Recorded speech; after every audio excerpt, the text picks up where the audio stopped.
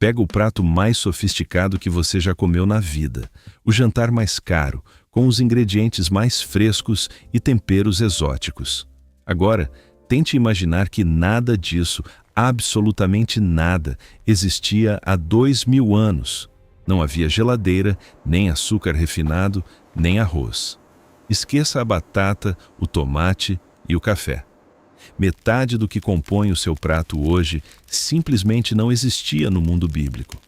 E mesmo assim, as pessoas não só sobreviviam, como criaram uma culinária tão engenhosa e cheia de significado que muitos dos pratos que Jesus comeu ainda são preparados da mesma forma em aldeias do Oriente Médio.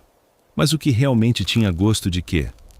Por que a Bíblia menciona alimentos específicos tantas vezes? A resposta vai mudar completamente a forma como você lê as Escrituras. Vamos começar pelo alimento mais sagrado e onipresente: o pão. Mas esqueça aquela baguete crocante da padaria. O pão da época de Jesus era achatado, denso, escuro e muito pesado. Parecia mais uma tortilha grossa do que qualquer coisa que você compraria hoje. E ele precisava ser feito todos os dias, sem exceção. Sem conservantes, o pão de ontem se tornava uma pedra intragável. O processo começava antes do sol nascer. E aqui está o primeiro detalhe brutal.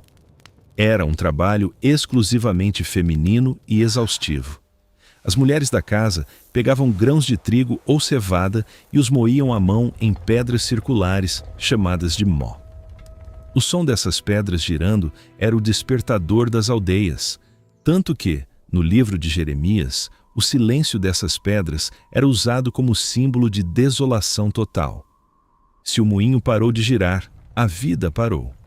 Uma mulher levava até 2 horas por dia apenas moendo farinha para sustentar a família.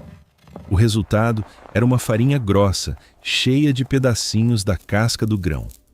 Essa massa era grudada na parede interna de um forno de argila, chamado tabum, um cone aquecido com gravetos ou esterco seco. O pão saía com um sabor defumado, que nenhuma tecnologia moderna consegue replicar. Mas aqui surge um detalhe que dividia a sociedade ao meio: o tipo de grão usado. O trigo era o pão dos ricos, mais leve e suave.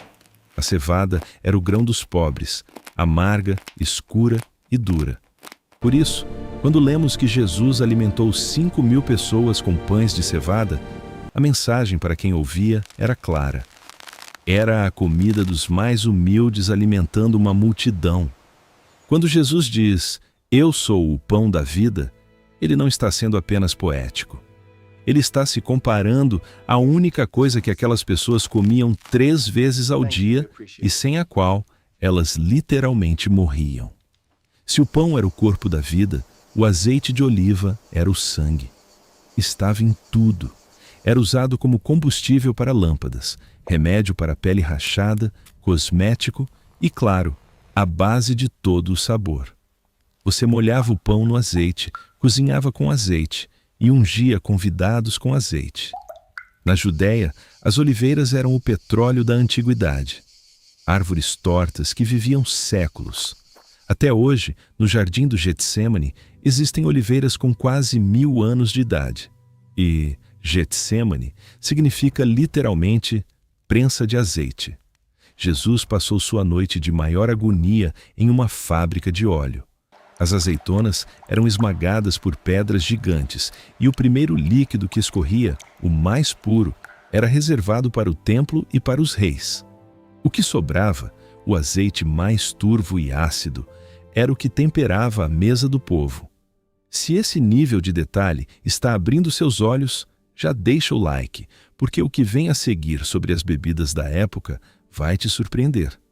Falamos de pão e azeite, mas o terceiro pilar é o vinho. E vamos ser diretos. O vinho bíblico era fermentado e alcoólico. No calor do Oriente Médio, sem geladeira, o suco de uva começava a fermentar em poucas horas. Não existia suco de uva fresco guardado por dias. Porém, o vinho do dia a dia não era como o nosso. Ele era obrigatoriamente diluído em água. 1 parte de vinho para 3 de água. O motivo? A água disponível era frequentemente contaminada e perigosa. O álcool do vinho servia como um purificador vital. Quando o apóstolo Paulo diz a Timóteo para usar um pouco de vinho por causa de sua saúde, ele estava dando um conselho médico prático. A água pura poderia matá-lo, mas o vinho diluído o manteria vivo. Pisar as uvas nos lagares de pedra era a maior festa do ano. Era sinônimo de alegria coletiva. O vinho novo era guardado em odres de pele de cabra. Se você colocasse vinho novo, que ainda estava liberando gases, em um odre velho e rígido, ele explodia. Por isso a famosa metáfora de Jesus. O novo exige flexibilidade, senão tudo se perde. Agora, se você acha que a dieta era só pão e vinho, se prepare. A mesa bíblica era guiada por um código de leis que transformava cada refeição em um ato teológico. O sistema de pureza alimentar. Um judeu não comia apenas para se nutrir. Ele comia para obedecer. Carne de porco, frutos do mar sem escamas e aves de rapina eram proibidos. Cada garfada era um filtro de identidade. Comer era uma forma de oração. A palavra santo significa separado. E o povo se separava dos vizinhos pagãos justamente pelo que colocava no prato.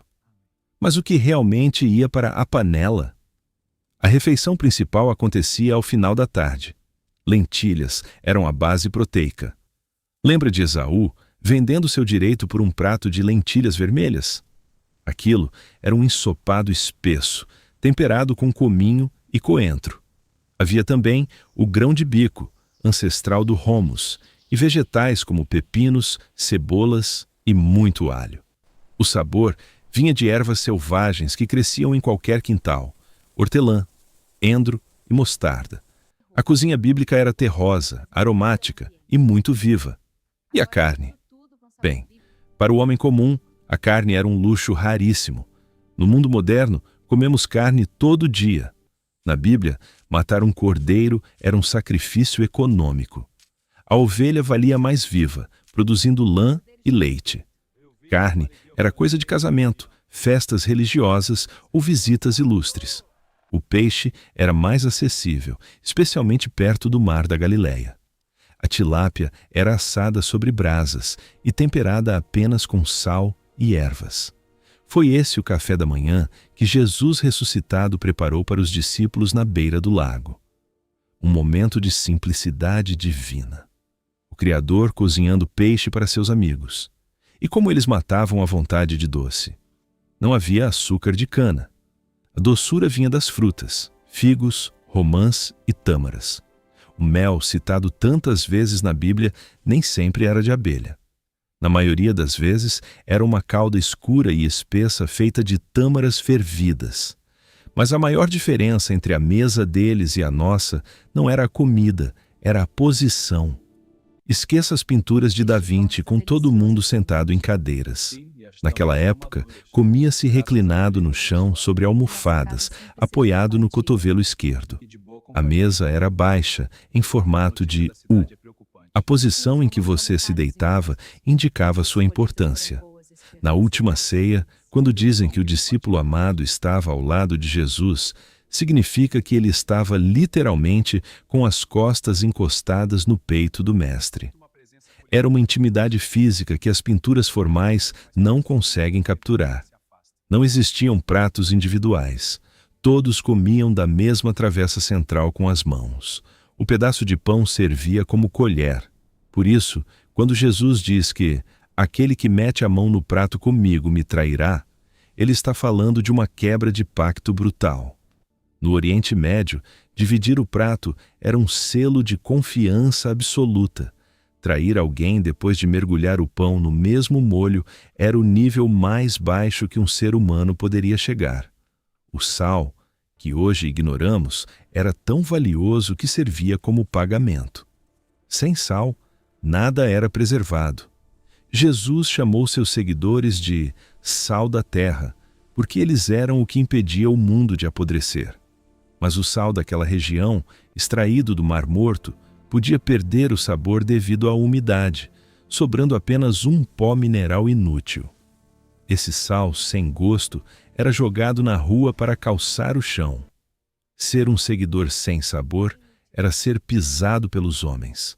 No fim das contas, a cozinha bíblica revela um mundo de esforço e conexão. As mulheres, cujos esqueletos encontrados hoje mostram o desgaste nos ombros e joelhos pelo peso do moinho, eram as guardiãs da vida. Cada refeição era comunitária. Comer sozinho era sinal de luto ou exclusão. Hoje, temos abundância de comida, mas comemos isolados diante de telas. Temos mais nutrientes, mas menos significado.